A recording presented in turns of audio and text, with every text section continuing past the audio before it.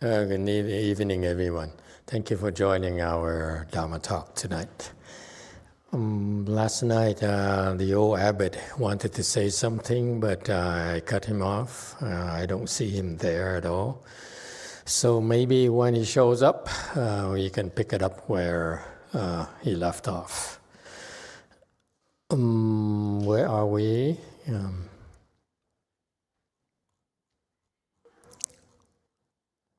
162. 162. Okay, thank you.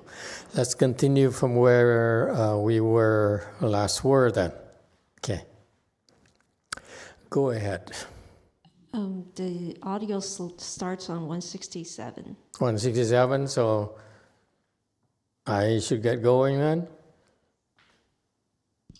Yeah, we didn't finish. We never finished it? Yes. Okay.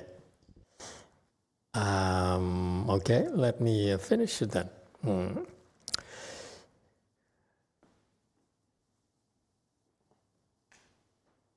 Where was I?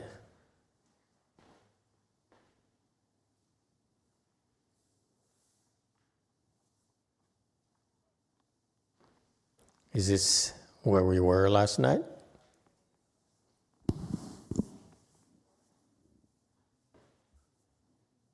Okay.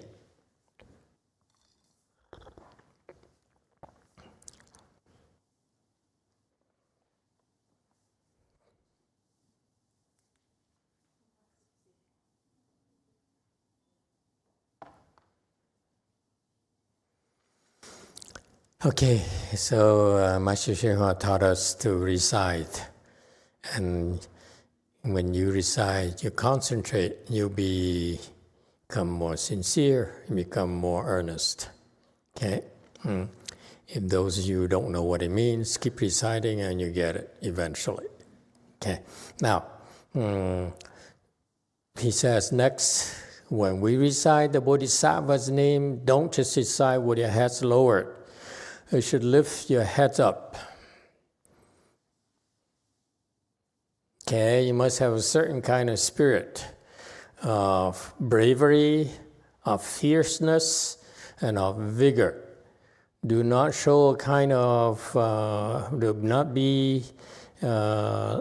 look dejected or demoralized. Okay, 颓靡無嗔. I don't know what that means. Okay, is that what it means? Okay, very good. Should trust the translation. Okay, so he says, even when you walk, keep the posture should be straight. Don't lower your heads. Actually, when you don't lower your heads, it's better for you. The chi flows more naturally. When you don't realize the posture you have during your cultivation matters. Okay, so that's why don't bend your heads, he says, because he says this because he probably noticed that a few people who recited at the time lowered their heads. Okay, that's normal for people. They say, what am I doing here? What does it mean? They force think like crazy, and then naturally they lower their heads. They don't want to be seen doing something silly. Okay, and instead, it's all in the attitude. Okay, the attitude you should have is of vigor. Okay, you practice vigorously, you recite vigorously, meaning that even though when you're tired, you still focus on the recitation instead of false thinking and say, I'm so tired, I'm so sleepy. Okay, ignore those thoughts, in other words. You should be fierce. Fierce meaning that you should be have no fear at all. Thoughts of fear that pop in your mind, you should ignore them. Okay, if you ignore those thoughts of fear, in contrast, you should have a more a stronger mind, a fiercer mind. Bring it on, okay? I'm not afraid of you, okay? And so forth. And bravery is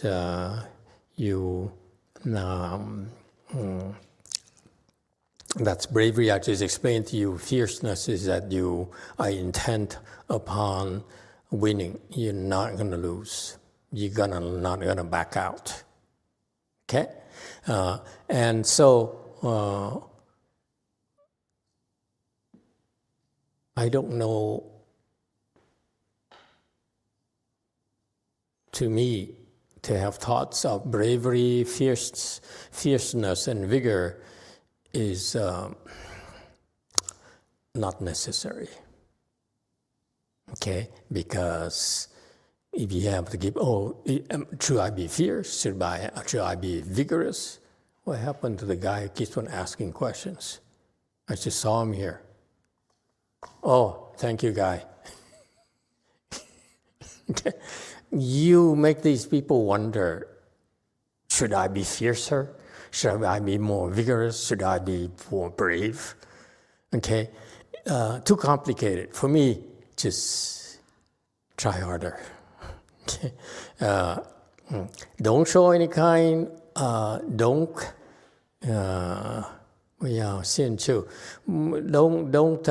manifest any form of dejection or demoralized. Okay, if you like this, that's fine. I find it too complicated, if you ask me. Just recite. Ignore everything else. How is that compared to this? You tired, don't think about tired. You sleepy, don't think about sleepy. You hungry, don't think about hungry. You thirsty, don't think about thirst. Okay, very simple. You think too much.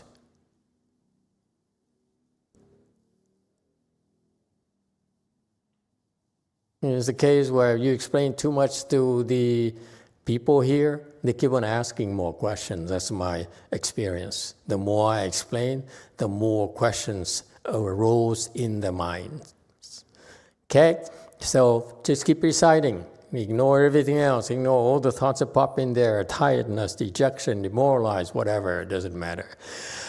So at this moment, see how full spirit you are. GuanYin Bodhisattva comes and hand in hand with you, takes your hand, calling you, quickly come and follow me. Nice. You must be so special. She comes right away. You are so vigorous. You have no fear. She comes right away. You're so important. You're so special. And thank you for joining us. And he says, hurry up and follow me, and step by step you eventually arrive at Western land of ultimate bliss. Okay.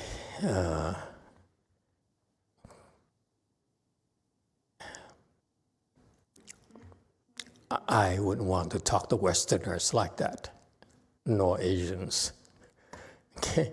But it works for his people because no one ever complained. Okay? And so the idea here is that you recite, and her goal is that if you recite her name, she will lead you by the hand to the land of ultimate bliss. That's a fact. Can't we just say that and treat you with more respect?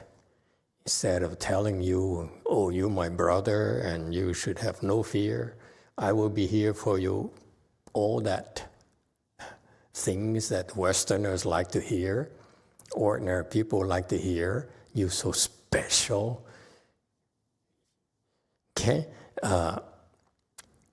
But he says, but she says that the he is a Chinese because typically in our Buddhism, in the Buddhism I learned from a Chinese, it's a she, not a he. Okay, so she says, "Hurry up, follow me," and she will guide us to go to the Pureland.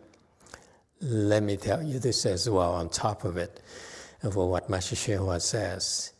If you believe in her, she will invisibly guide you, take you by her hands, and you don't even realize it, and guide you through. Course, okay. So it really happens. Okay, because if you're mindful of her, you remember her, then she will remember you and provide guidance for you when you need it. Don't be like a baby. Mommy, mommy, hold my hands. Okay? You're adults now. You'll be receiving guidance when you're supposed to. Don't be such a crybaby. It's time for you to get out from under mommy's skirts.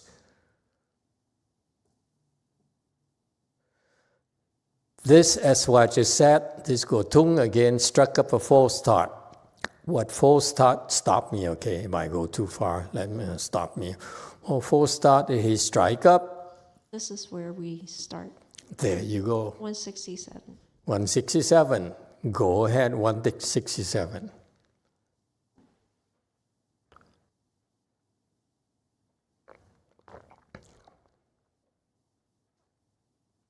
就回到西方极乐世界。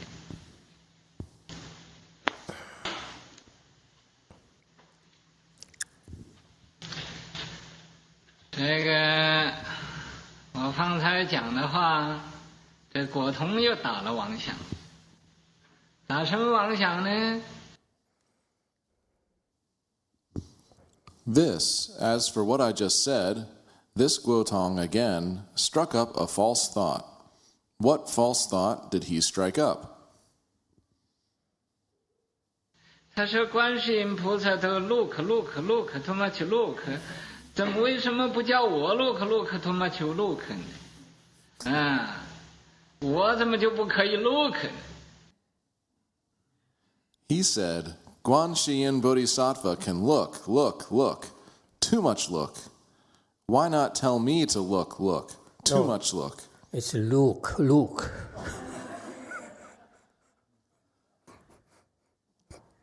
Why can't I just look? No, look. Continue. You are my father? That's what he said. He didn't say look. He says look.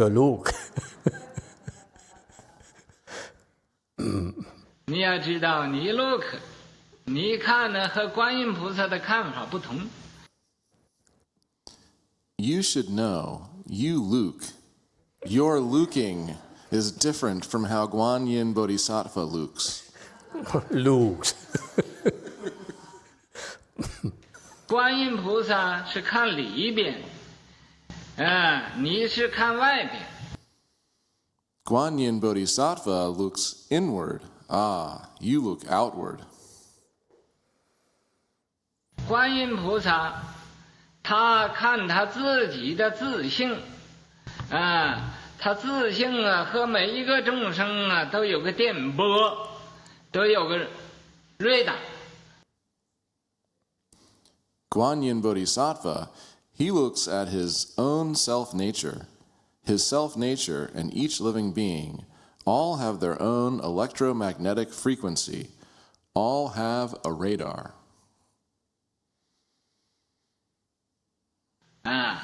那么他看他自己这个电波和雷达，就知道一切众生的绕干中心。So, by looking at this magnetic frequency and radar of his, he just knows all living beings' various kinds of minds. 这个众生打什么妄想，他都知道。These living beings, whatever false thoughts they strike up, he knows them all. 他往里边看，看他那个电波 He looks 和你看的不同。He looks inward, looking at that magnetic frequency of his. It's different from how you look. 因为众生啊，有的离他很远，如果要是Because living beings, some are very far away from him. If he wants to,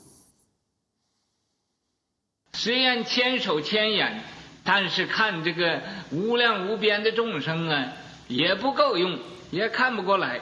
那么他会 although 1,000 hands and 1,000 eyes, but to look at these immeasurable and infinite living beings, it's still not enough to use. It's not enough to look at them all.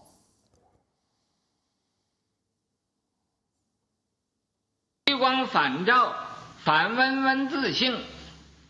那么看自己的自性，自性的众生。So, he returns the light and illuminates within, returns the hearing to listen to his self-nature. Therefore, looking at his own self-nature, the living beings of the self-nature. 那么哪一个受什么苦了，他就去救度这个众生。So, whoever is undergoing any suffering, he will just go to save and cross over this living being. 你一看你是向外看，把自己根本的智慧就忘了。When you look, you are looking outward, therefore forgetting your own fundamental wisdom. 所以你这个看和他那个看不同的。Hence, this looking of yours is different from that looking of his. 这是我答复果同这个妄想。还有人又打一种妄想，说什么呢？ This is my response to this false thought of Guotong's. Someone else has, again, struck up a kind of false thought. What did he say? Okay, let's stop there. Master O Abbot, last night you wanted to say something, but I stopped you. I apologize. Would you like to continue if you remember, or you'd rather not? Con muốn nói cái chỗ mà cung kính và tha thiết đó, nó gồm hết trong cái chữ Nam Mô rồi. Nam Mô ý nghĩa nó là cung kính, lễ lại, và muốn làm đệ tử của Ngài, cứu độ tôi. Cái chữ Nam Mô mình niệm lên mới đủ, và cái kinh nghiệm của con rất là chia sẻ với đại chúng. Có một người bạn sắp chết, bác sĩ biểu niệm đi, ta cho từ 7-8 tiếng đó. Thì cái nhóm hộ niệm lại nó niệm là A Di Đà Phật, A Di Đà Phật. Thì mình là người ta lại là mình phải theo người ta, gia đình theo. Nửa tiếng đồng hồ sau thì không còn nghe tiếng A Di Đà Phật, cái tiếng gì kỳ lạ lắm. Thì con mới nghi con bị phá, mà trong nhà thương thì có mấy Nam Mô Lăng Nghiêm Hội Thượng Phật Bồ Tát không có hết. Nam Mô Đại Bi Hội Thượng Phật Bồ Tát không hết. Thì thử hoài không hết thì mình mới chọn cái khác. Thì lúc đó con qua Nam Mô A Di Đà Phật, thì lập tức cái tiếng mà nó phá sống nó mất liền. Nghe tới lại cái tiếng A Di Đà Phật nãy giờ. Thì nửa tiếng đồng sau cũng bị như vậy. Thì sau đó con gái của cái người cô đó với người chồng xuống gara đem cái xác về nhà, thì cũng bị như vậy. Mở iPad lên cũng bị phá luôn. Thì hôm tháng rồi con về Nam Cali, gặp hai vợ chồng này, người Đức, người Việt Nam mình bên Đức về đây hội hưu trí ở đây cũng bị như vậy. Tôi muốn chia sẻ với đại chúng là niệm phải 4 tiếng, 6 tiếng cái Nam Mô mới đủ. Nam Mô nó ý nghĩa đủ trong đó hết. Cứu con, độ con muốn làm đệ tử của Ngài, con kính lại Ngài. Nó tha thiết trong cái tiếng Nam Mô đó rồi. Đừng có bỏ tiếng Nam Mô. Nó xin hết.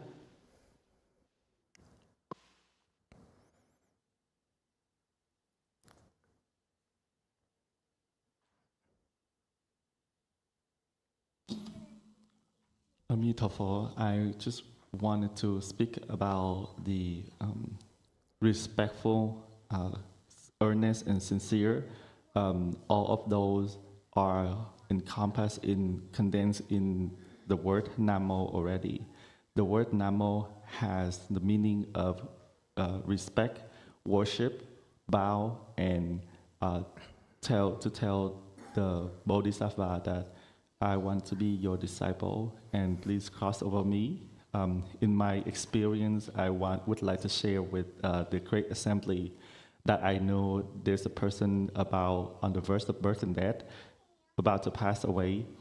So the assisted recitation came over and trying to recite Amitabha Buddha to her, and the doctor already tell them that you're gonna have only 8 hours more. So then after half an hour, they recite Amitabha. Just the word Amitabha itself, they cannot hear other words, and somehow exchange sound come about. And so at that time, I was at the hospital, and I saw what happened. So then I tried to recite Namo Shurangama Dharma Assembly of Buddha and Bodhisattva. It still doesn't work, so I changed to Namo Great Compassion Assembly of Buddha and Bodhisattva. It still doesn't work. So then I changed the plan, and I immediately recite Namo Amitabha. Then that obstruction stopped, and I attempted twice, and it also happened that way. And then later on, her daughter and with the husband took the body back home, and on the way they play the recitation on the iPad, and they also received obstruction as well. So then also when I just came back to California, I think Southern California a couple of weeks ago, I met with the German couple. They are in retirement. They came to America to meet with me, and we also talked about that obstruction. They have to recite the word Namo as well. So the word Namo is to ask them to cross over us and take us as their disciple. And the earnesty is compact in those two words Namo already. That's all I wanted to share. Any questions? Okay. Actually, I disagree with that. There's a lot of things that happen that you don't realize. When you recite the Buddha's name or the Bodhisattva's name, for example, in the Chinese tradition, they see each other and they say Amitabha and so forth. That is the equivalent. It's a shortened version of Namo Amitabha. Okay, so it's implied that I take refuge and worship Amitabha Buddha. So there's no need for Namo, by the way. Okay, you don't really need to. The obstruction happen and you try different things and eventually it works. There's many factors involved there. It's not because it's a Namo, okay, first of all. However, one explanation is that when these people added Namo, they became more concentrated. Okay, it's not about the Namo, it's about your state of mind. If you really concentrate, if it doesn't work, instead of trying different things, you should try to concentrate more, like a Chan person would do. For example, you practice Chan in about 7 or 8 days. You'll be practicing, starting a Chan Qi here. If you have problems, instead of false thinking and looking for another way, you should concentrate harder. That is how you solve the obstructions. You don't false think and try others. This is from a pure Chan perspective. Okay, so because if you keep on thinking, it doesn't work, what else can I try? So you are false thinking like crazy. Instead, a much better option for you, a pure approach.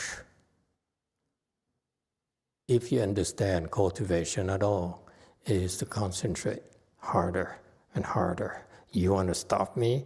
I will focus more on my Buddha's recitation. You still are stopping me? I will concentrate harder. That's what he meant by Yong. Okay? Be brave, be fierce. Okay? You cannot stop me. Is that clear? That's the Dharma behind it. It's not you should change different things. Change different things is what I was taught and by Master Hsuan disciples. Most people teach you that. I happen to disagree. I don't think it's necessary. Because even if you recite Namo Mitofo, if your concentration level is not high enough, they can still stop you. And I speak from experience. You know, I've seen my disciples have that happen to my own disciples as well. Okay? So strike that. No, I disagree. It's what's being taught out there. It's only because these people don't understand. That's all. It's not a pure Chan play. Pure Chan play, you concentrate more and more and more. And you fight to death. That's much more effective than switching. Okay? Of course, we're different from you. When we do it, we have other means of countering obstructions ourselves. But for you, I teach you to concentrate because your concentration, the objective for you right now is to build your concentration. So you use these obstructions, these challenges to help you concentrate more, to challenge yourself. But on the other hand, for people like us in our profession, we do have more tools. Okay? Is that clear? I'm explaining to you how you use it to train yourself. Okay? But not the way that these people are training their followers, their students. It's not very good Chan practice. Is that clear? Once I allow you to go and fight them, then yeah, you can try this, can try that. It's a totally different because you qualified already. If you're not there yet, I will concentrate on reciting and concentrate more. Doesn't work, I'll concentrate more. Okay?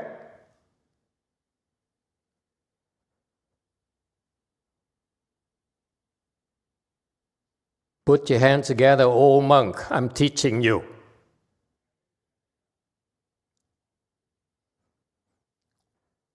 Okay. But thank you for your input. But in the spirit of what Master XC is talking about, I also want to elaborate a little bit. I'm very pleased that he contributed so far the last 2 nights. And the head is clear. I like that. Okay?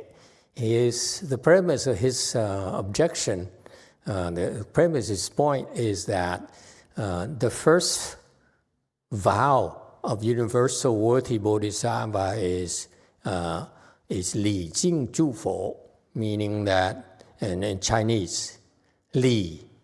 Let me translate it for you, and I want you to modify our handbook now. Okay? Next iteration, next revision, I want you to change this because the translation from my master's disciple is not good enough for me. Okay? Li Jing is Li. Is to pay respect. Li is pay respect. And Jing is to venerate. That's the spirit of Universal Worthy Bodhisattva's exhortation.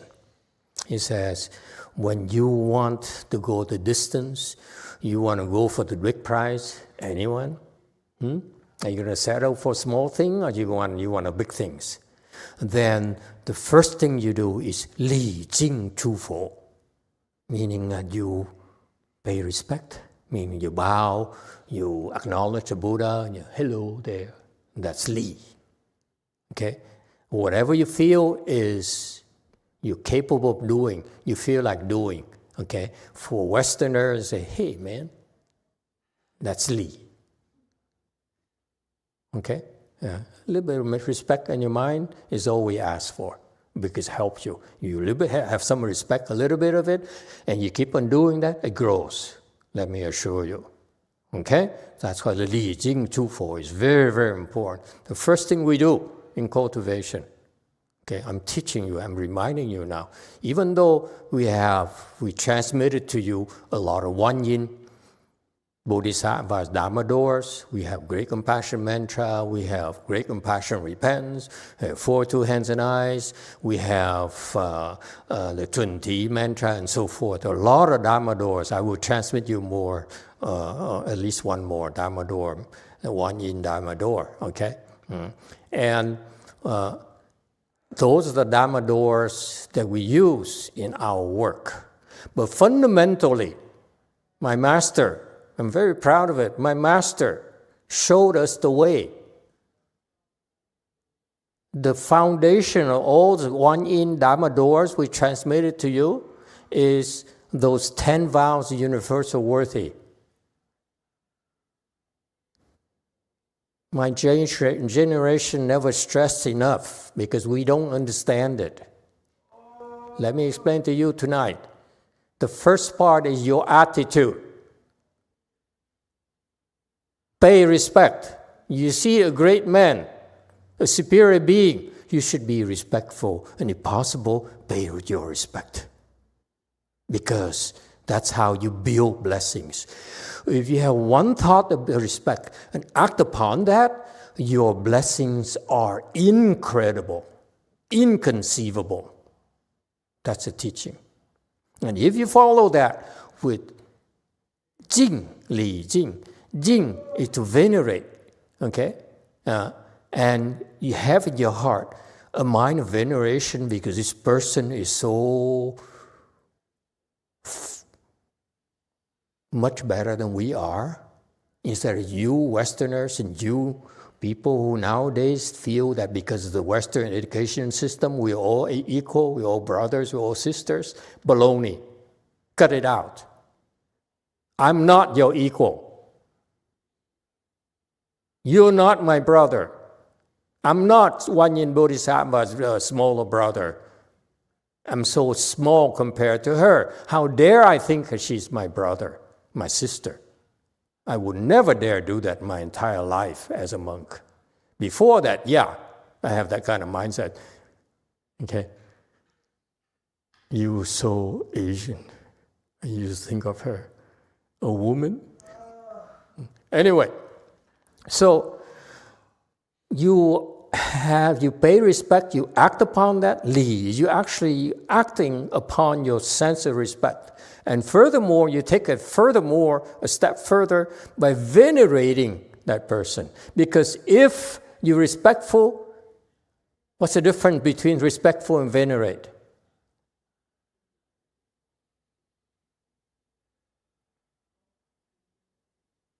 This is very profound.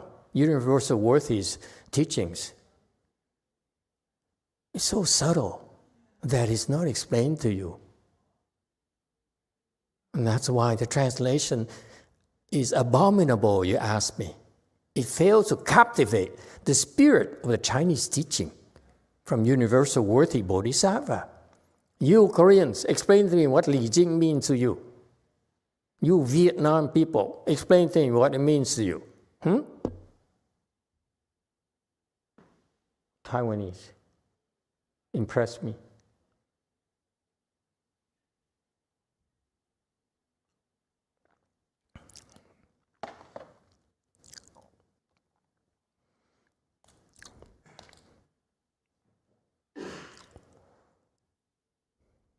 Anyone? Did I scare you? Yes, Seven. Dạ, thưa thầy, con nhớ hồi đó mình đi học á, các thầy hay dạy mình là tiên học lễ, hậu mới học văn. Là đầu tiên là phải biết lễ cung kính những người lớn hơn mình. Dạ. Sau đó mới học về văn. Dạ.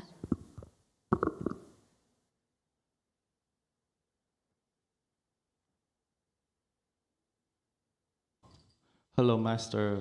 Back in the day, our education taught us that first you have to learn how to pay respect, to venerate, and then you can learn about the words and literature.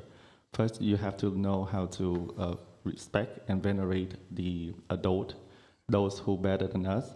Then you can learn their words and their literature.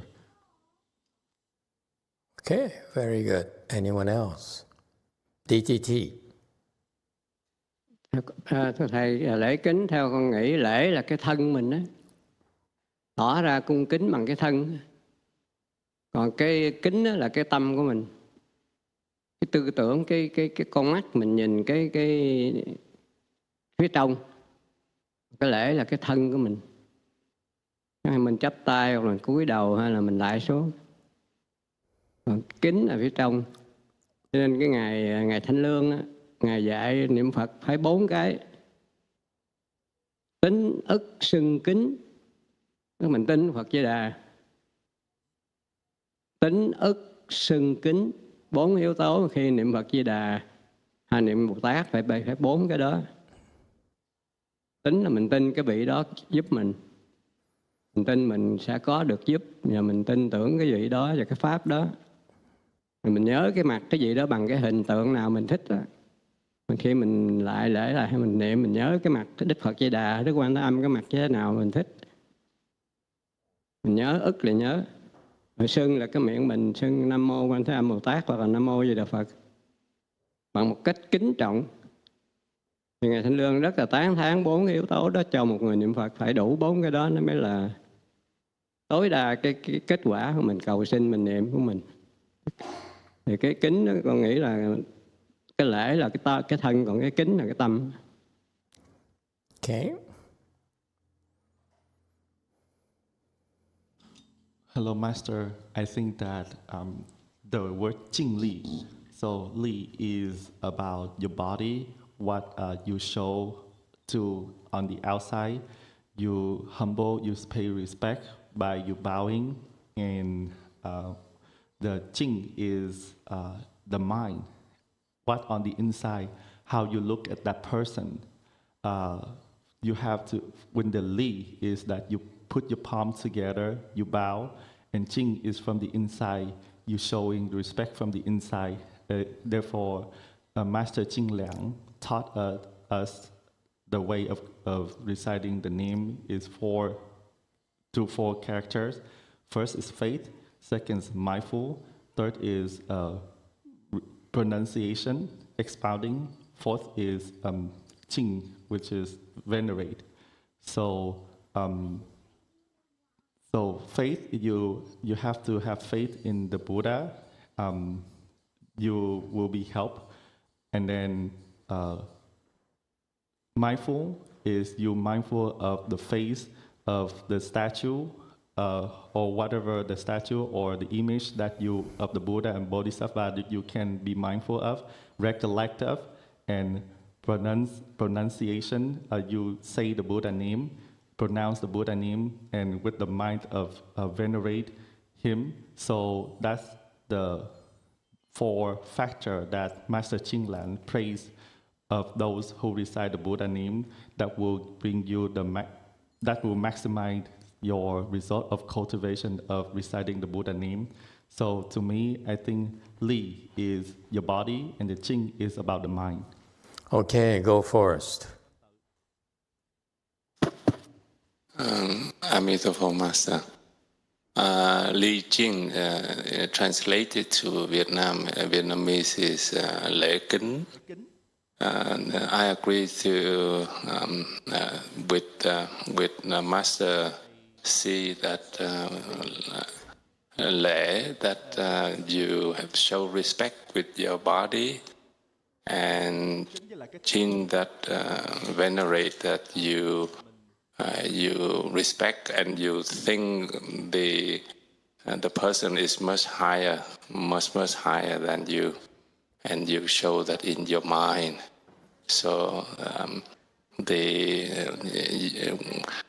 with friend, I saw you respect, but not Jin in there, but with older person you change, but you not lễ, that you don't show much of the, like you bow down also.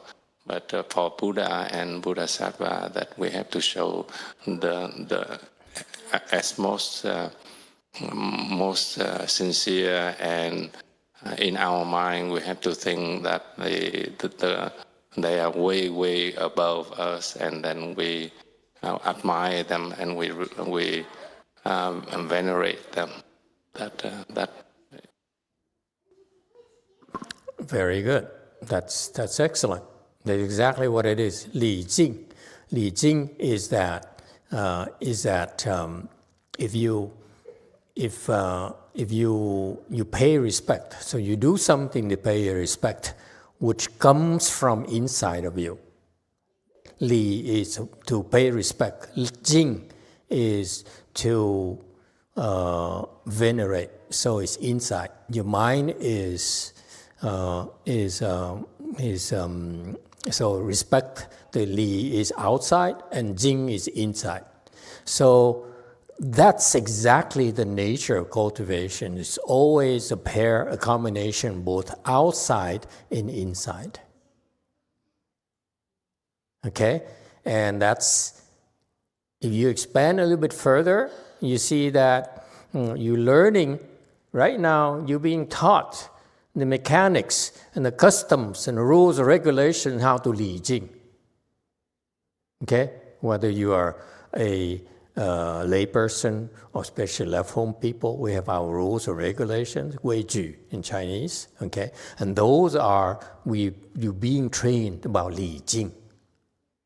Okay? And that's a fundamental part of your training. Okay, it's not emphasized enough. People overlook the fundamentals nowadays. That's the first, the most important thing to do when you cultivate. According to Universal Worthy Bodhisattva, he says, I will teach you how to become a Buddha faster than anyone else. This is how I did it, and the Buddha agrees. He said, this is the roadmap, the blueprint on how you should cultivate. And the first thing is about Li Jing. Okay? How does it apply to your daily life? Same exact thing. Okay? You Li Jing people. You have to be respectful of others.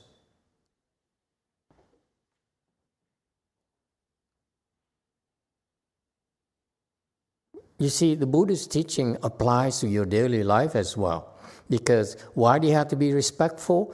You have a problem respecting some other people because you feel that they're not that smart, they're not qualified. But you still are respectful. Why is that? You're respecting their Buddha nature. You have to learn to look beyond the appearances. Each one of us, according to Buddha's teaching, have a Buddha nature. You should be respectful towards everyone for that reason.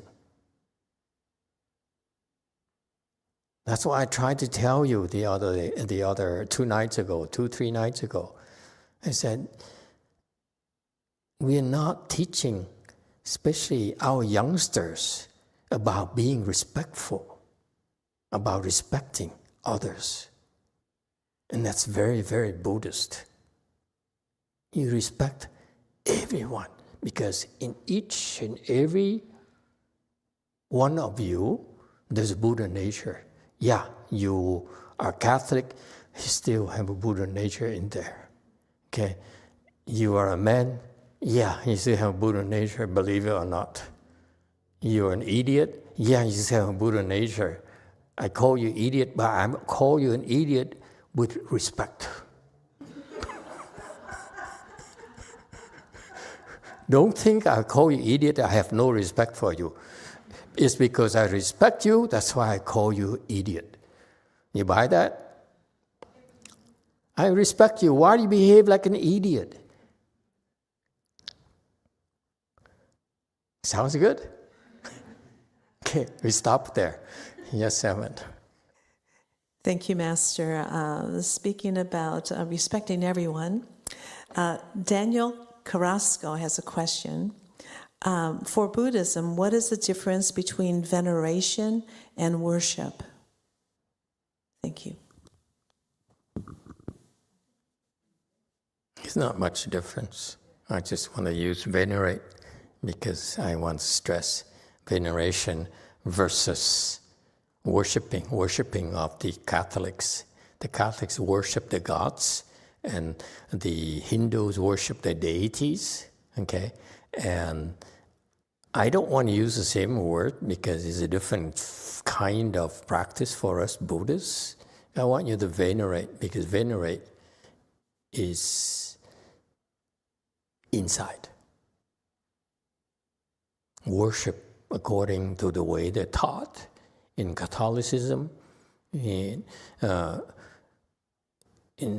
Christianity, is that it's a gesture, okay, more than inside. That's why in Buddhism, Universal Worthy Bodhisattva emphasized it.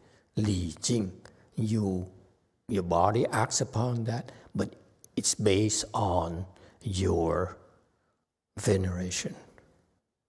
So I don't want to use the word worship for that reason. That's why I do not want to use the same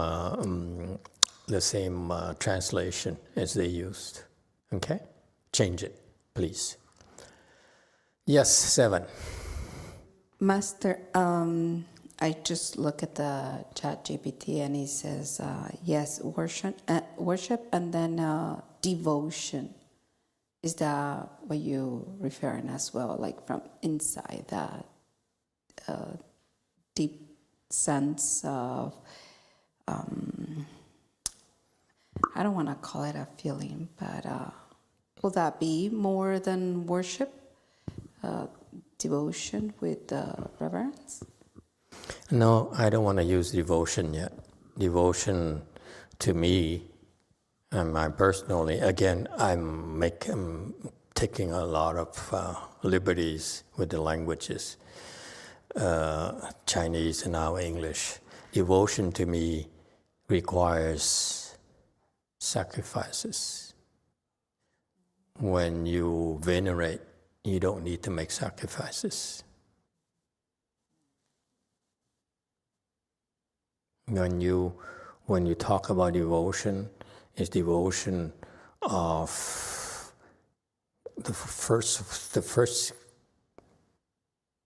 image that comes to mind is the devotion of the wife to the husband and the husband to the wife that I see a lot in the Chinese. In my culture, we don't have such a thing because for whatever the reasons. But the Chinese, when I was growing up, I admired the Chinese culture in that the husband would never abandon his wife. A Chinese husband would never abandon his wife, even though she's sick, she's lost half of her face, he would never abandon her. Never, ever. To me, that's devotion in my mind.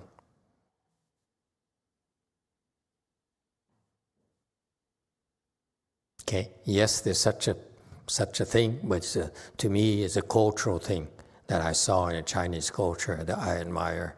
Or another example is the devotion of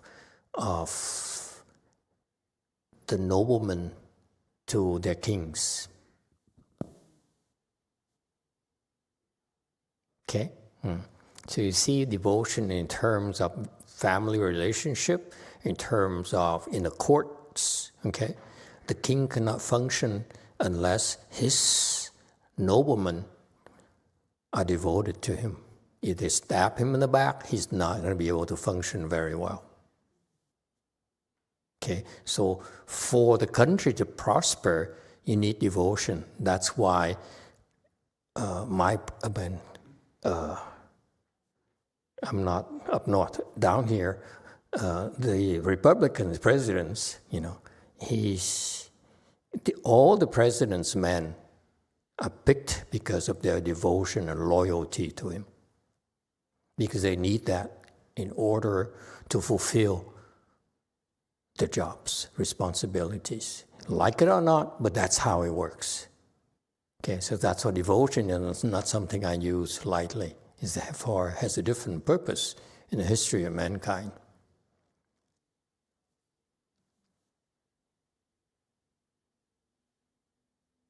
Okay.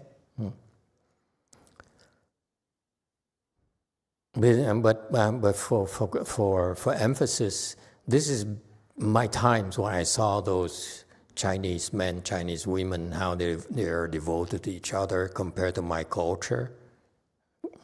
Okay, so it's different. It's a huge difference for me. But nowadays it has not much difference anymore. Okay, so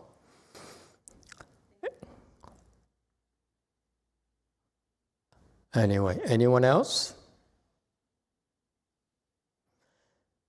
Okay, so going back to 168, he said, Go Tong.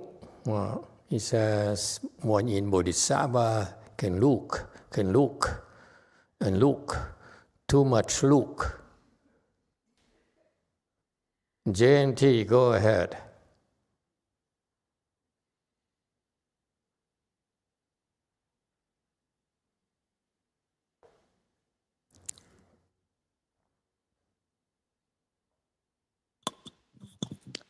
Hi, Master.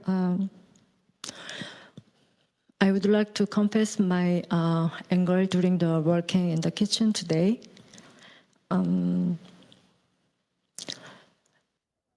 I think I lost my temper and I yelling to the other senims, and I think I should look at my side, but I look around outside more. So I prepare more detailed schedule and share to them, and I try to tell them exactly what I want. So I would like to confess my anger today. Okay. How are you feeling?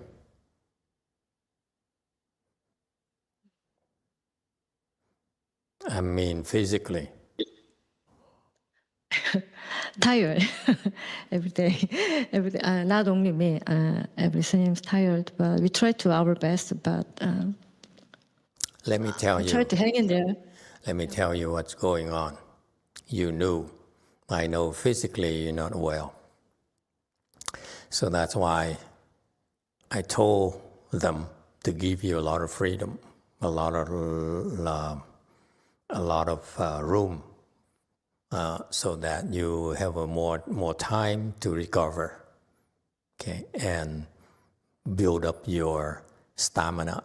Because our schedule is pretty tough. We get up at, we do morning ceremony at 4, and we typically finish pretty late at night. And it's go the whole time. It's designed that way. It's from my teachers, masteryonghua, because when you keep yourself busy, and you don't eat that much, or eat one meal a day, or even if you add breakfast, you don't have a lot of energy to waste, and therefore you find yourself being forced to think less. I don't mind explaining to the whole world, because this is our secret for our Sangha. We train our Sanghas that way, okay? That's what happened to me, what happened to my disciples. It worked very well. Okay, but for newcomers, and not only newcomers, but people who usually have some challenges, mental challenges, like XE and her case as well, or XS2, for example, physically they aren't well. Okay, they don't have stamina, so we typically initially lay off. Okay, we give them plenty of time to recover, and pick up the pace more and more. Okay? And that's what you all should know. We're patient because we want to give you a chance. But it should be in the spirit of you trying to live within a community, within the Sangha. You live within the Sangha by contributing. How could you, as a junior person, let your seniors work harder than you?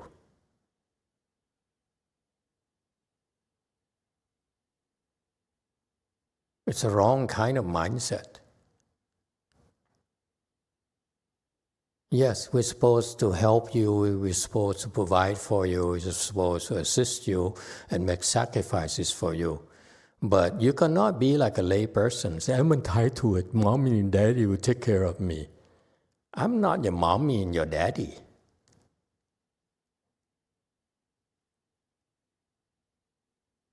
You're here because I'm giving you a chance to receive training. I know you have limitations. That's why I'm patient. But you should also understand, I know very few of you are taking advantage of it. And most of you are very, very sincere, are working hard, and are eager to be taught, to be reminded of your mistakes and your stupidities.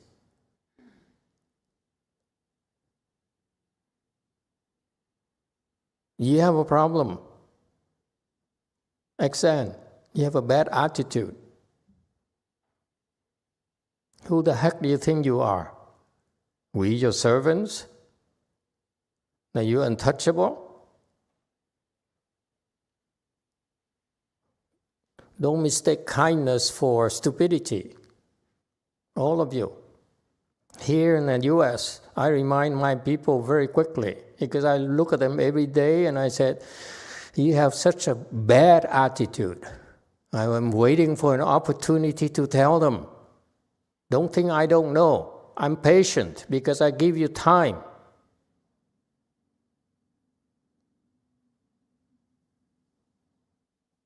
I'm not your daddy. I'm here to train the next generation. Eventually, I give you plenty of time. If you don't make it, I'll throw you out myself. I will encourage you to leave. And you mess up, I will throw you out. Let me assure you. It starts with your attitude. How dare you think you're so special? What are you to us? My people are working so hard, taking care and helping, not just ourselves, but a lot of people. They have an ideal they're pursuing. We're proud of it. We're poor. We're small. People deride us. They make fun of us, look down upon us. Does it bother us? Not at all. It makes us stronger. We don't need recognition. You make the best of what we have. We've always done that the last 20 years. We never asked for anything. Use whatever comes our way, that's it.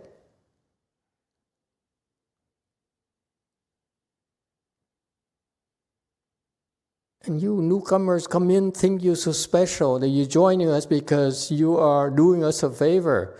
Give me a break.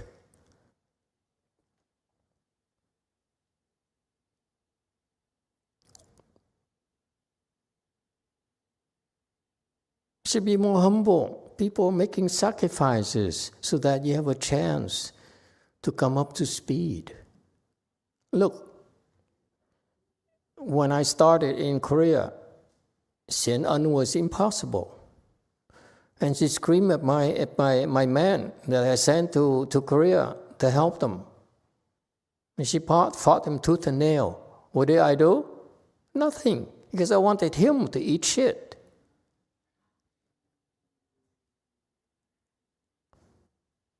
Don't think we're stupid.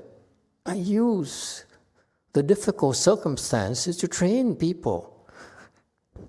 Look at him, where he's at right now. because he went through a lot of hardships. Not like you babies. As soon as you have a problem, I'm out of here. He never complained for 3 and 4 years. He never called me, Master, this is impossible for me. I can't do my job. No one respects me. I can't speak a language. They all are laughing at me.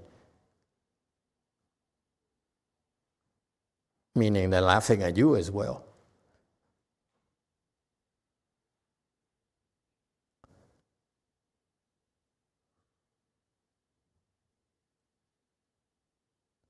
You think you're right.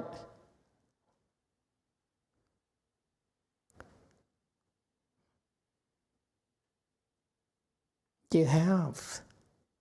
You new people. I don't care how many years you've been as a left-home person or as a person living out there, how successful you are.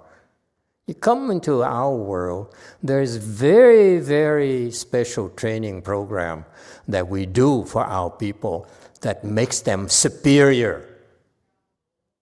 I'm very proud of that. If he decides to leave us and go out on his own or go back to lay life and does what he wants, you look at a very, very superior person. Because he was received the training. It's not the number of years, you idiots. It's how tough I trained you.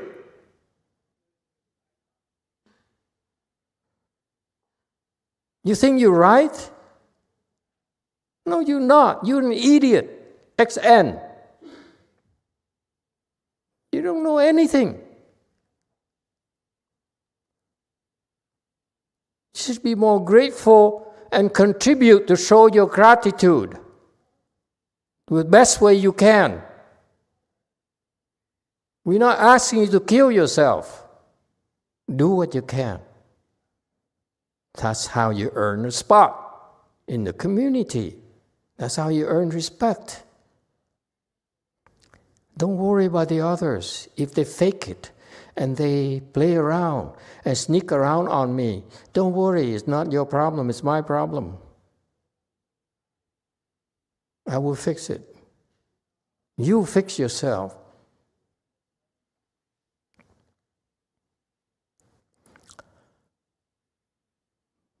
Any questions? I'm calm. I'm not angry at all.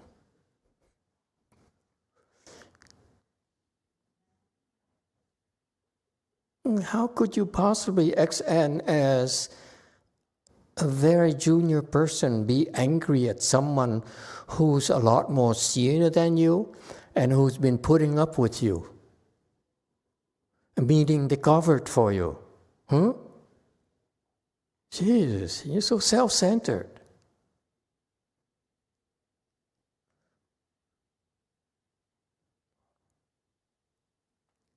Okay, Guanyin, going back to the Dharma here. Guanyin Bodhisattva can look. Too much look. And why can't I just look? Okay, and so Master Shua says, this is so American. It says, if the Bodhisattva looks, then I can look too. Okay, reasonable. So Master Shua says, yes, but you don't know how to look. Okay, you don't know how Guanyin Bodhisattva looks.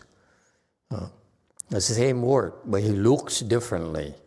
He looks inward and you look outward. Okay, you're being trained. All of you are being trained to look inside.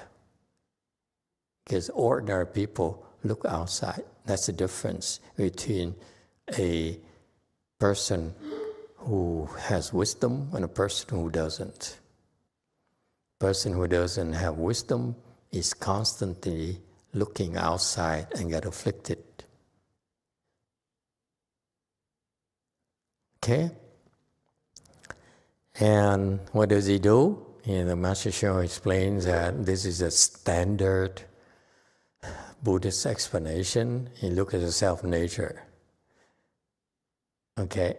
It's good for you to hear this. Okay? It's good for the Buddhist disciples keep on hearing this because it's helpful to them. Okay. his self-nature, in the self-nature, and as well as each living being, we all have our own wave, okay, brain waves, okay. And what impressed me is about Master Hsuan, he pronounced the radar properly. Usually the Chinese, they call radar, or the Korean, they say radar. They cannot pronounce the R. So he finds ways to impress me constantly. He kept on saying, radar, radar. I said, wow, this is so impressive. You know, my master, he can pronounce the R. Okay, so he says that each one of the living being have this brain waves. They call it Dian Bo, that brain waves. Not electromagnetic frequencies, brain waves. Okay, your thoughts are brain waves, and there's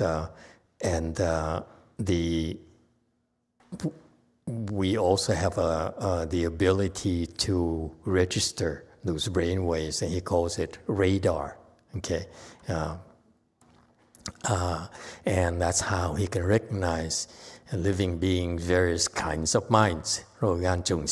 Meaning when the living beings strikes up a thought, this is very precise. When a living being strikes up a thought, he can recognize it. That's how precise it is. Am I correct? You Chinese-speaking people, is when you strike up a thought, different kinds of thought. Okay, he can sense it. Okay, and all sorts of thoughts, and he knows them all, and so that's what he does. Whereas you cannot look at those kinds of thoughts. Master Hsuan explained to Wu Tong.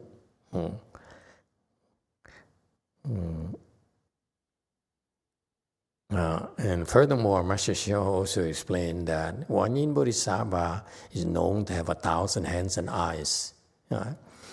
But there are infinite number of living beings out there. So it's still not enough. 1,000 hands and eyes are nowhere compared to the infinite number of living beings. So how does he connect with them? So he says, so he logically he says, okay, you have 2 hands and eyes. You try, you can't even read people's mind. When you Bodhisattva can. He's very logical. Next he says, you know, GuanYin Bodhisattva as having 1,000 hands and eyes. He can help a lot of people, but 1,000 hands and eyes is still not enough to help these people, infinite number of people. So he does that. It's possible to do, to connect with the infinite number of living beings by listening to your self-nature. In your self-nature, Master Hsuan explains, it has all living beings right there. This is a standard Buddhist explanation. This is standard Buddhist teachings. Okay, you keep on hearing this from all the Dharma masters. So it's great that you're able to hear this. I read this, okay, I heard this from him, I read this everywhere as well. So it's a good thing for you to hear this. All right? And furthermore, he says he can detect, okay, a lot more than 10,000 or 1,000 hands and eyes, okay, that he has. He connects a lot more than 1,000. And furthermore, anyone who's suffering, okay, he will go and help.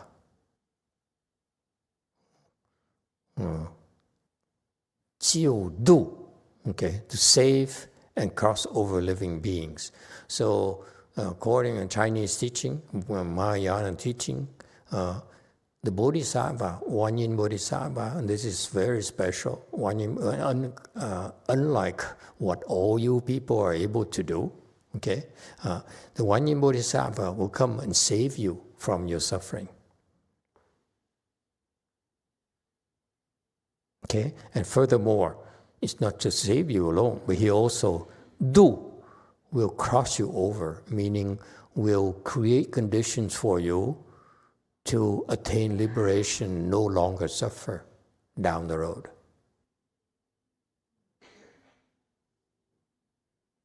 Okay?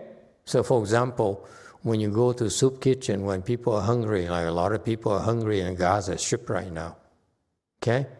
The Red Cross brings in food, okay, and gives bread and so forth, and that's to save them, give them relief for the hunger, save them from their suffering, okay? But they cannot cross them over. They cannot do things and put an end to their suffering down the road. So this is what differentiates GuanYin Bodhisattva or the Buddhists from the Red Cross, UNICEF, or charity work. Is that clear? When we help people, it's always twofold.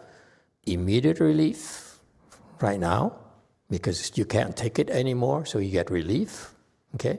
But also we plant the causes for you to, in the future, not suffer like this anymore. And that's part of the help. 救度. It's very precise. It's beautiful. And this is why I venerate the Bodhisattva for that reason. We can help people, we cannot liberate them from the suffering. This is so special. How many people you think can do that in the world? And she keep an eye on you, because this is a condition for her to come and help you. And then he said, okay, I remember you now. Okay? You on my radar now in particular, and I will come and help you and facilitate your path to Buddhahood. So she uses the suffering you're experiencing right now, okay, to have a reason to come back and guide you. And that's Buddhist cultivation. And you idiots don't realize it. You only see, I'm suffering, they don't care. You idiots. You think the Bodhisattva and Buddhists, that's what they're doing. They're helping us.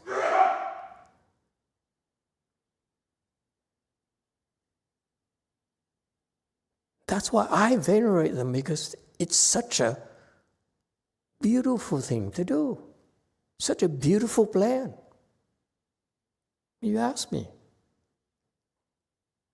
Yes, there's a question here. 6. Thank you, Master. Well, what I've seen is that with this Dharma door of reciting GuanYin's name, we are creating affinities with GuanYin so she can help us when we need the help. And for example, we have the 42 hands and eyes that we are developing our own power. So my question is, when we recite GuanYin's name, are we also developing those hands and eyes, or it's totally different Dharma doors? It doesn't hurt. It's all connected. Okay? Too much to explain to you. Just do it and you see eventually down the road you understand. When you're at my seat here and you have to train people and say, that's why they put me through this. Yes, 7. Dạ kính thưa thầy, con muốn chia sẻ vài câu chuyện của Đức Quan Âm. Tại vì cũng có nhiều người chưa có tin cái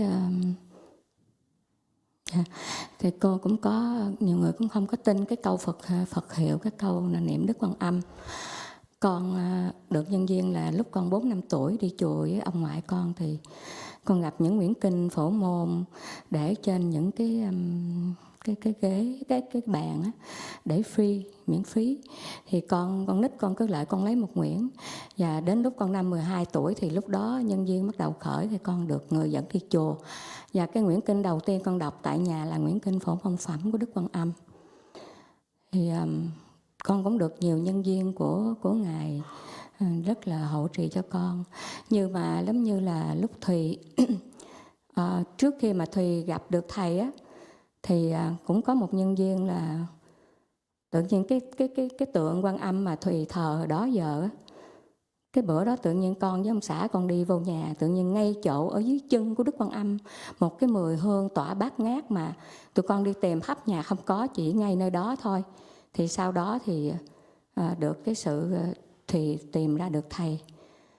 Rồi còn những vấn đề như là khi con sanh nở không có được lên bàn sanh, con khó sanh, có nghĩa là lúc đó con đã chết ngất. Con chết ngất rồi thì trong cái tiềm thức của con, cái câu Phật hiệu, cái câu niệm Đức Quan Âm vẫn còn. Tại vì trước khi đó con niệm Đức Quan Âm rất là nhiều. Thì lúc đó con nói là nếu mà giờ phút này con không đủ duyên con chết thì con xin theo Ngài dẫn con đi. Thì con vừa nguyện như vậy xong trong cái tiềm thức thì đứa con được sanh ra và con được phục hồi lại sức khỏe và trở lại.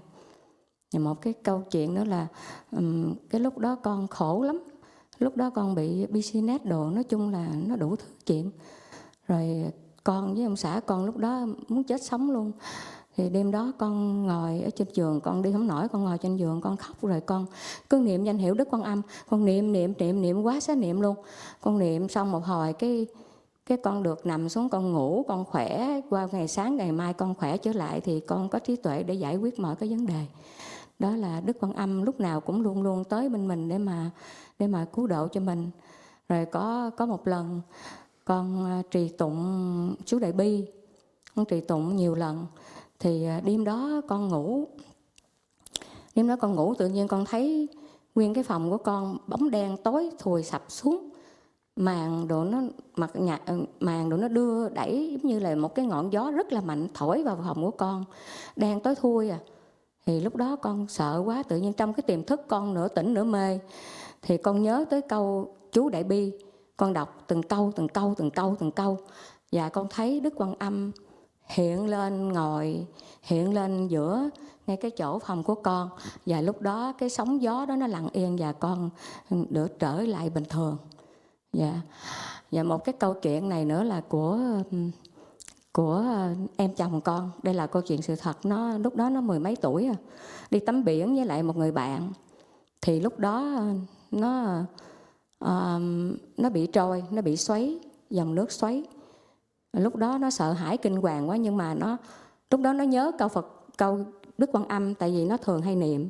Nó nói lúc đó em niệm quá chừng, em thấy xanh quanh em những cái sự vô hình nó đè em xuống, nó kéo em, nó làm em ghê lắm. Lúc đó em sợ hãi kinh hoàng, nhưng mà em vẫn nhớ câu Phật hiệu, câu Đức Quan Tham Bồ Tát. Em niệm một hồi thì nó được thấy nó nằm ở trên bờ biển, được nhiều người cứu.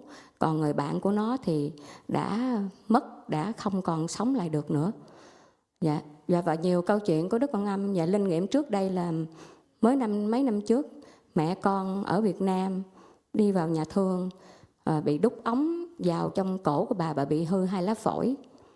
Thì lúc đó mấy đứa em con không chịu đem về. Thì lúc đó nó đút ống vô, thì khi đó con mới tìm người để hộ niệm cho bà. Tại con ở bên này mà lúc đó là mùa dịch nữa, mùa dịch bên này. Thì lúc đó con khổ sở vô cùng tận. Nó không chịu đem về, nó để nhà thương cứ đút ống như vậy. Bà khổ hải mình mẩy sưng máu tùm lum. Con mới niệm Đức Quan Âm. Cái ngày thứ 10 con niệm Đức Quan Âm. Con niệm quá chừng xong rồi con nói Đức Quan Âm cứu giùm mẹ con, tại vì con không còn biết phải làm gì nữa hết, xin Ngài giúp đỡ giùm. Thì con vừa niệm xong thì sau khi thời khóa tu niệm thì con trở ra. Thì con gọi cho một cái sư cô đó ở bên Việt Nam. Thì sư cô cho con một cái số điện thoại để gọi cái ban hộ niệm lợi niệm giùm. Mà cái số phone đó ở chùa Vạn Đức thì con đã từng gọi rồi mà mấy lần thì không được. Thì khi sư cô cho thì lúc đó con gọi lại được. Thì cái người trưởng ban rất là vui vẻ, hoan hỉ và nói em cứ đem mẹ em về đi, đem về nhà rút ống, chị sẽ cho người tới để mà hộ niệm cho bà. Thì khi đem về nhà rút ống ra, mẹ con hôi hốp và máu miệng nó phun ra, hai cái môi bự lên, mình mẩy sưng tấy lên hết, bầm tím hết. Thì lúc đó có ban hộ niệm tới chỉ cũng một vài người thôi, và niệm tới 5 tiếng thôi, niệm Phật á thầy. Dạ, rồi tự nhiên mình mẩy của bà xẹp xuống hết như là ngủ luôn.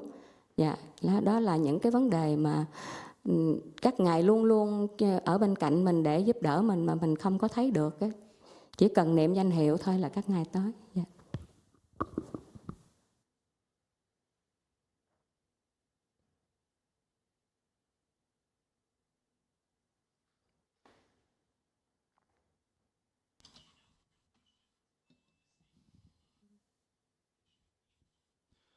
Hello, Master.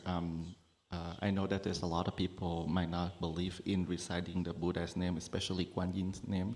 So I would like to share the experience that I have, hopefully bring forth of the mind for them. So with my cause and conditions, when I was 4 or 5 years old, I go to the temple with my grandfather. And there's a lot of sutra lying around, especially with the Universal Door chapter. They put it on the table. So I go and I grab one of the book, and my conditions does not ripen until I was 12 years old when I go to the temple. And that was the first time I was able to recite Universal Door chapter.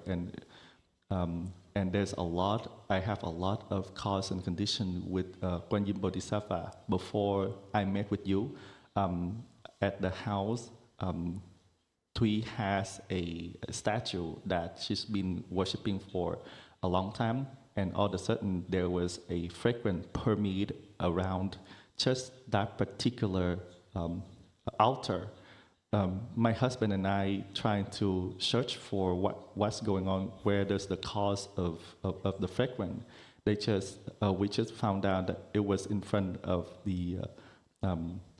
it was just around the altar where we installed the statue of GuanYin Bodhisattva. So after that, we were able to find you. Another time is during my labor. I have a very difficult laboring, giving birth to my child, to the point that I pass away. But then in my deep consciousness, I still remember to recite GuanYin name. And at that time, in my mind, that I also give rise to a thought. I told her that if I don't have enough condition to still stay alive, please bring me with you. I want to go. All of a sudden, I regained my consciousness, and I was able to deliver my baby. Another thing with me is my business, and there's a lot of problem to the point that I just wanted to die. But then every night before I go to sleep, I sat up and I recite her name. And then until I pass out, and the next day I woke up, somehow I feel invigorated, and I have wisdom to resolve my problem. And this is when I felt that GuanYin has come and helped cross over me, resolve my problem for me and my husband. And another one, when I was reciting Great Compassion mantra, that night I saw that there was a dark energy that covered me, and then somehow there was a big wind blow at me in the middle of the night. In my lucid state, half asleep and half awake, I keep reciting Great Compassion mantra, every single line clearly, and I saw that GuanYin Bodhisattva appear right in the middle of my room, and then somehow the wave and the wind calm down and it go back to normal. And another true story is my My sister-in-law, so they go to the beach and they bathe themselves in the beach, and they got the wave pull them out, and they were afraid. And my sister-in-law relayed to me that at that time she was so scared, so she just remembered to recite GuanYin name, and she saw that there were a lot of people trying to pull her down, but then she just kept reciting the name. And when she woke up, she saw that a lot of people trying to help her, resuscitate her, but then her friend passed away.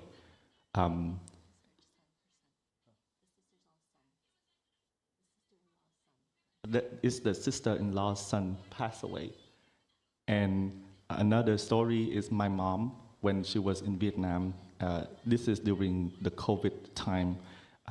She was hospitalized, and they inject a lot of tube into her lungs, and it was very hard, very difficult for her. It's the last moment before she passed away, and at that time, my family in Vietnam doesn't know what to do. So then I myself could not go back to Vietnam as well. So I just keep recite GuanYin name all the way until the 10th day. I asked GuanYin to help, please help my mom, because I'm in a difficult situation. I don't know what to do. So then all of a sudden, I call the nun in Vietnam, and then they call the assisted recitation group that she gave me the phone number. I know I called them before, but then they rejected me. But somehow at that day, right after the nun gave me the number, I called, and they very happy to help with me. And then they told me that to bring the body back home, my mom back home, and then take out all the tube, and they will help. So when I brought my mom home, they trying to take out all the tube, and the body become swollen. And then they recite the Buddha names for after 5 hours, her body go back to nature, to normal.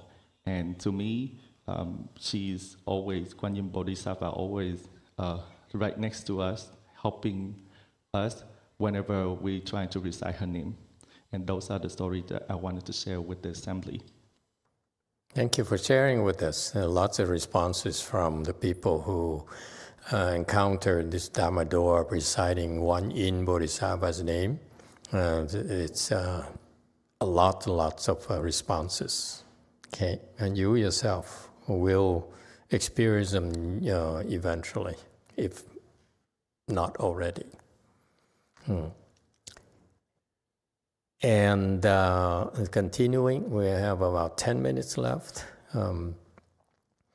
And so Master Hsuan says, for us, ordinary people, we tend to look outside and because if you insist on looking outside, meaning looking at others, think of outside as looking at others.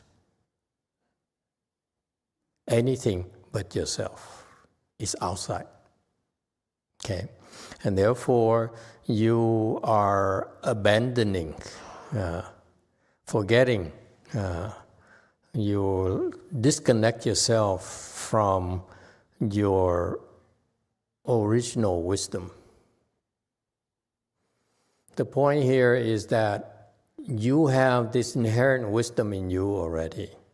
It's by your continual looking outside, looking at others, and not ever at yourself, whining and complaining and moaning about all things, but failing to look at yourself. That's why you are disconnected from your original wisdom. Okay, your fundamental wisdom that you inherently have already. Okay, and therefore And that's the difference between us, mortals, people who have no wisdom, who keep on looking at others. And the point here is that you can learn from this. This is a very important message. When you hear others bitch and moan about something else, okay, about someone else, blaming, and always say it's his fault, her fault, but you can tell these people are not using their wisdom.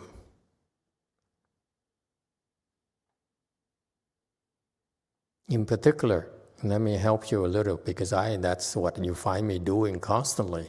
When you hear me lecturing, talking Dharma, I'm always criticizing Master Shewa disciples and so forth.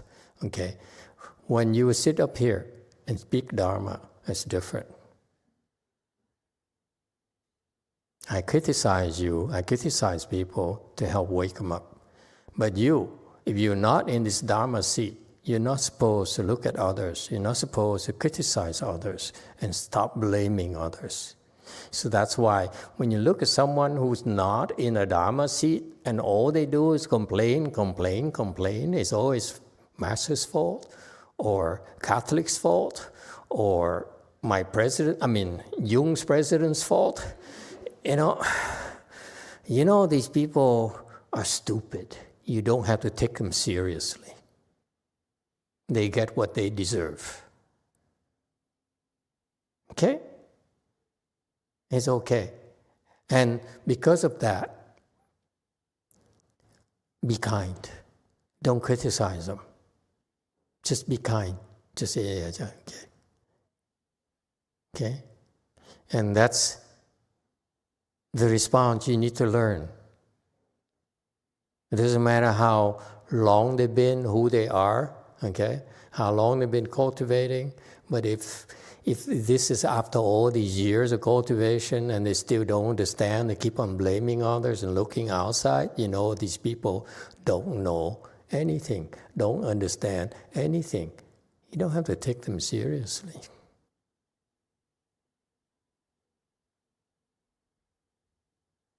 Okay? And those are the people, if you spend time hanging out with them, you will be infected by their stupidity. It's scary when I look at people. They befriend stupid people and they see no problems at all.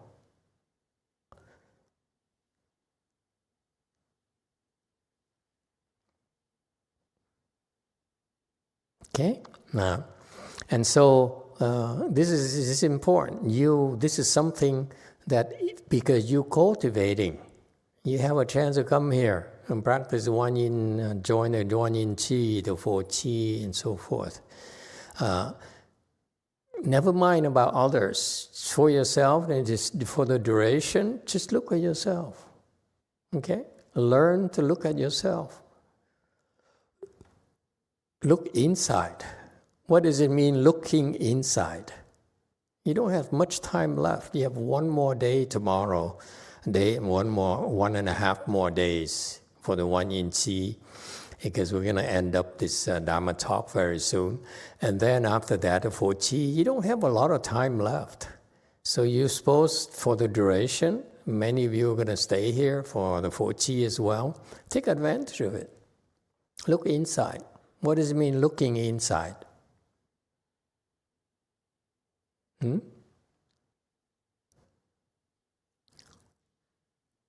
Yes, one. Thank you, Master. The most practical explanation I got about that is from both you and Master Z. You say when you're meditating, look at your navel. And to me, that's the start of looking inside. Looking inside, yeah. Yes, 6. Thank you, Master. For me, is to look at my own faults. Look at your own faults. Anyone else? You don't know what looking inside means? Yes, 2. Taking full responsibility for your condition. Take full responsibility for your condition. Okay, if you're pregnant, it's your fault. Okay, I hear you. Anyone else?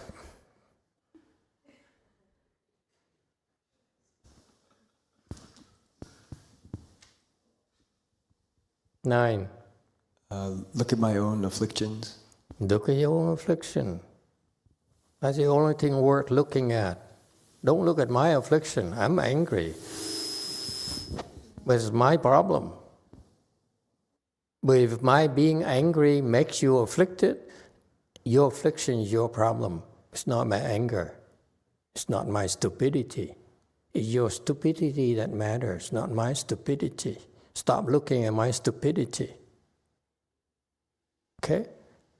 And that's my stupidity, my success, my failure, my greatness. It's none of your business. The only thing worth looking at is your affliction. If you're afflicted by anything, that's the only thing worth looking at. That's what it means. What means by looking inside. Okay? And so, is it clear? This is very, very fundamental to cultivation. If you recite GuanYin Bodhisattvas and you say GuanYin Namo GuanYin Pusa, and then in between you say, what? Oh my God, this the recitation is so slow. I'm so sleepy. And this monk here recites so funny. You keep on whining and complaining, okay? Then you're reciting it wrong. You just recite and look at your affliction. Stop looking at others' afflictions, others' inadequacies. Yes, 3. How we look inside without thinking too much, because once I start to look inside, I have tendency of keep thinking. For example? Like during the tea, I have a lot of first thoughts, so I keep thinking why I'm like this. During what? During the tea, I have a lot of first thoughts, and so while recitation, I keep thinking of why I'm like this. Okay, so you just say, why am I like this? Okay, you don't even think that way. You don't think why next time around. You resist the temptation, why? You're trying to understand. There's no need to understand. All you have to do for the duration is concentrate. You go back to the recitation. Instead of thinking, it doesn't matter what you're thinking. Okay, as soon as you're aware you're thinking, you go back to concentrating on the Bodhisattva's name, on the Buddha's name. That's it. Nothing else. So you learn to drop those thoughts. That's all. It's a drill. This is a drill for you, okay? To keep on doing it in every single waking moment. When you're reciting, okay, thoughts will arise. What noise was that? Okay, that's natural. Don't follow that. What noise was that? I go back to speaking Dharma. I don't give a darn about the noise. Okay? Got that? It's very simple. You don't allow anything to distract you from your recitation. Especially in your mind when you're afflicted. You feel so justified being afflicted. Some of you who are not afflicted, in a way you think, I'm not angry. I don't have any afflictions. Okay? Then some of you are guilty of scheming. You're always looking around for an opportunity to get ahead. to get what you want. What is that called? You're low life. I mean, no. I take it back. You're greedy. Like a low life. Got that? You're scheming. You're seizing opportunities like ordinary people. You say, because this is what we train to do. We seize. It's called climbing on conditions for us. Okay? It's called scheming. It's called seizing opportunities. You're low life. You're so petty. You know, the one thing that you just read in the sutra, that if you recite the Bodhisattva's name, you're creating an incredible amount of blessings, and you conveniently ignore that and start scheming for small gains instead of concentrating on reciting Bodhisattva's name and accrue your blessings.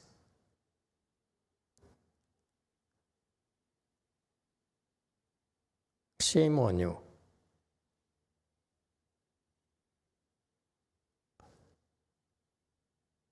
Okay? Drop everything.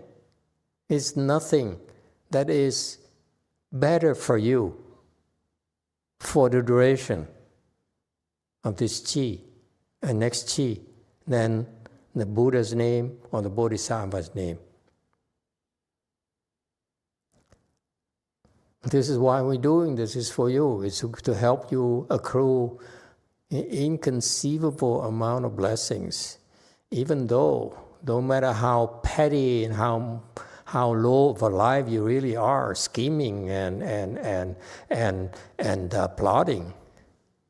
Okay, you still are creating a lot of blessings for yourself, but it could be so much more if you simply drop all those for the duration. That's all I'm asking you to do. Just stop it for the next 9 days. That's all. That's all you have to do. And after that, go back to your low-life self. No one's going to complain. You're going to hear from me.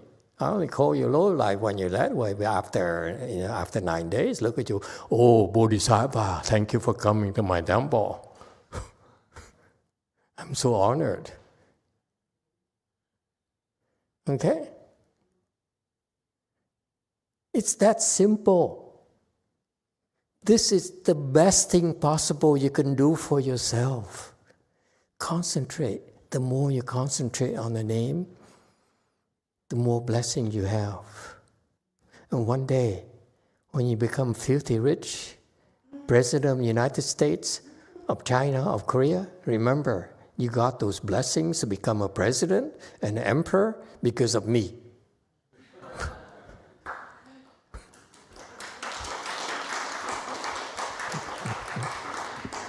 Don't ever forget.